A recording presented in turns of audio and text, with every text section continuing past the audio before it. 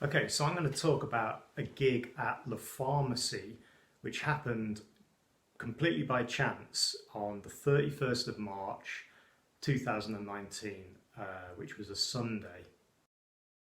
Okay, so as most of you musicians know out there, every now and again you do a gig which is completely spontaneous, maybe an impromptu gig, maybe just a place you weren't expecting would be so good or so interesting. Now, I ended up in the Moor because I was on holiday with my girlfriend. My holiday had actually begun in London where I was working. So we met in Brussels, we went on to Leuven, then we went to Namur, and then we went to Blankenberg and Bruges. So I had no intention of doing any gigs. I was actually taking a bit of a welcome break from music. So while we were in the Moor, we were already running out of money. So I popped into a bar around the corner from the hotel where we were staying, which was called Jerry Art Gallery. Interesting place, actually. It literally was an art gallery. And just on the off chance that they might let me play. So it turned out that they did have live music, and they had a good PA system there and a guitar which I could use. Sam from the band Amor, Namor, if you want to search them, he lent me a capo for the night. So a capo and a bottleneck, I think, or possibly someone else got me a bottleneck. The point is that it was a really wild, crazy night, as it often is when you play in Belgium. And for me, obviously I'm British, so the UK is my kind of number one place I'm associated with, and then it would be Poland, having lived there for 3 years, and it would certainly be Belgium would be the third place. So you could say it's my second home. Always loved to play in Belgium. Always a brilliant audience, and they always seem to enjoy the bluesy slide stuff. So it's always a place I try to play.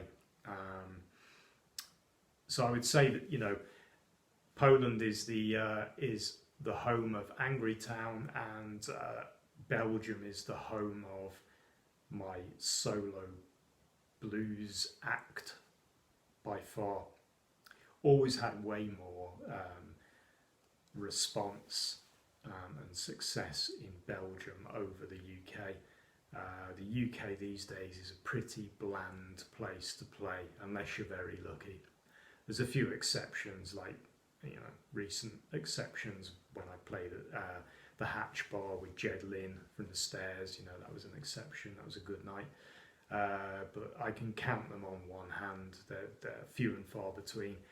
You're normally shoved in a corner somewhere, and then the venue owner does his best to try to rip you off. That's my experience of the UK, and that's why I play in Europe, mainland Europe. What's so special about this gig is that it made me realise that I really wanted to play music again, and I loved doing these little solo gigs. I used to watch a band called Monica and the Explosion, which had Paul Slack of UK Subs on bass, and I played with Paul Slack in Charlie and the Truckers back in 2007.